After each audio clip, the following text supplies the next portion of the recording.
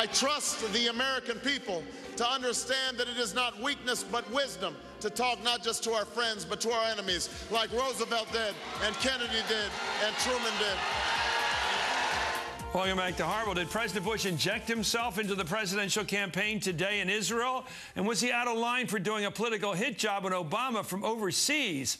Kevin James, a radio talk show host for KRLA in Los Angeles, and Mark Green is president of the Air America Radio. Let me go to Kevin first. Who do you think President Bush was talking about today in the Knesset?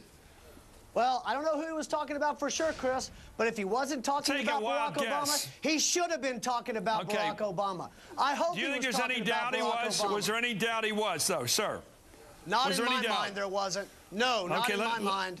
And you think it was a fair shot to go overseas and to take a shot politically against a fellow American? Let me tell you who should have been overseas. Barack Obama should have been overseas and talking to Israel in the Knesset. Barack Obama is the one whose Israel policies are very questionable. Barack Obama is the one who had Robert Malley, a Middle East foreign policy advisor, who just left the Obama campaign because it was discovered that he was secretly working in confidence with Hamas. Barack Obama is the one who is endorsed by Hamas. Barack Obama is the one who needs to be making good with the people in Israel right now in this election season. His policies Why is Israel now the center of the Republican campaign? What is Israel about here in this presidential campaign? Why the focus on Israel? It's not that they're the center of the campaign, Chris. It's the 60th. Because you always get me excited, Chris. It's because Why are you so excited about Israel? I had to listen to Biden. How did this become your issue? Go on about all this political. No, I'm just curious. Why are we turning Israel into Hyde Park Corner, Speaker's Corner? Why is Israel becoming the new podium for political activity? We're talking about Israel because it's the 60th anniversary of their independence, and it's where President Bush happened to be today talking about the Knesset when he launched this blurb against Obama. I'm glad he did it. I wish the White House had been a little more forthcoming in saying, you better believe this is against Obama because his policies are dangerous for this country and they're dangerous for Israel as well. Okay, let's go to Mark Green and talk about the politics of this, not the policy. First of all, why would the President of the United States use a foreign platform in a very tricky situation politically and geopolitically to launch what is clearly an attack on a Democratic rival? Chris, by the way, you also excite me, but I don't yell. I get calmer as a result. What Bush has done is, since they've run out of arguments, they engage in analogies. It was bad enough when John McCain used this sleazy guilt by association of Obama and Hamas. Now comes President Bush using guilt by analogy, that somehow Obama is Chamberlain and anybody who the Bush people don't like is Hitler. We've seen this before. Ho Chi Minh was Hitler, Ahmadinejad is Hitler, Osama bin Laden is Hitler, and now Hussein was Hitler. Look, Hitler was Hitler, and I wish the Republicans would argue on the merits and not engage in McCarthyite guilt by association or analogy. They're doing it because their candidate is weak. Obama is strong with a lot of Americans, and the Jewish community has overwhelmingly voted for Democrats in the past. Today, I'd like to tell Kevin, notwithstanding his attack. Let me finish, Kevin. Democrats. One sentence. And the Democrat they voted for is Hillary Rodham Clinton. That's who they voted for, not Obama. A very small sentence. Okay. Congressman Berman and Waxman in California, two of the leading Jewish and pro-Israel congressmen, endorsed effusively Obama. I trust them more than you. Okay, let me ask you, Kevin, about what Obama's policies. Kevin, I want to do a little history check on you because the president's referring to history. He attacked those who would imitate Senator William Borah of Idaho, who was a Republican isolationist back in the late 30s, who supported whatever, some notion of getting along with Hitler better. Let me ask you, what did Chamberlain do wrong, Neville Chamberlain do wrong in 1939? What did he do wrong? It all goes back to appeasement. No, what did he do? Tell me what he did. It's the key term. You have to answer this question. What did he do? It's the same thing. It puts it all. Well, tell me what he did. He's talking about appeasement. What did Chamberlain do wrong? His actions enabled, energized, legitimized.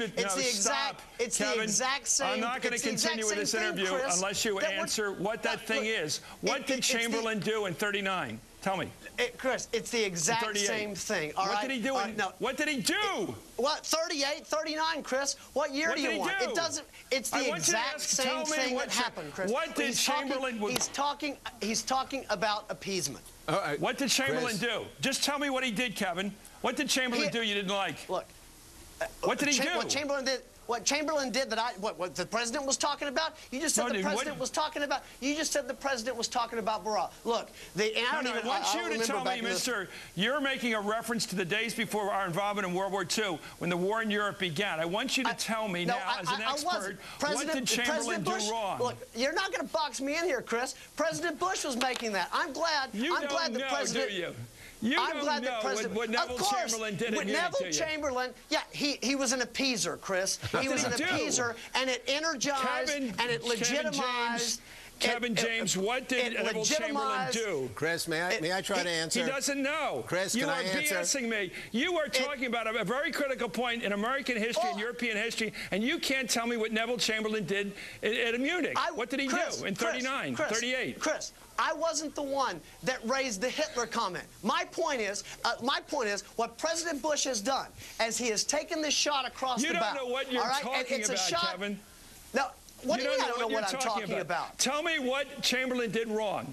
Neville Chamberlain was an appeaser, Chris. What did he do? Neville Chamberlain was an appeaser, all right? What did he do? Neville Chamberlain, his policies, the things that Neville Chamberlain supported, all right, energized, legitimized, and made it easier for Hitler to advance in the ways that he advanced. What? Okay, I'm sitting here for 5 minutes asking you to say what the president was referring to in 1938 at Munich. I don't know. You don't know. Thank you. Chris, I don't know what the president. I don't know what the president was referring to when he talked about what was being said in 1930, in 1939. Your problem, Kevin, is you don't know what you're talking about. And the problem is you don't understand there's a difference between talking to the enemy and appeasing. What Neville Chamberlain did wrong, most people would say, is not talking to Hitler, but giving him half of Czechoslovakia in 38. That's what he did wrong, not talking to somebody. Chris, appeasement is giving away things to the enemy. But Chris, there's a difference between... I got to go to somebody who knows some history. Mark Green, help him out with some history here. This is pathetic. Kevin, please. This is pathetic. Kevin, you could probably be what Chamberlain did in Munich. Kevin, when you're in a hole, stop digging. Chris, the reason that you exposed him... I mean, he's as bad as the White House press secretary that doesn't even know what the Cuban Missile Crisis was. The reason you exposed We're talking with people with blank slates in terms of history. What President Bush and Kevin apparently are interested in... Excuse me. What they're interested in is rhetoric and not reality. They're interested in loaded words for political slander.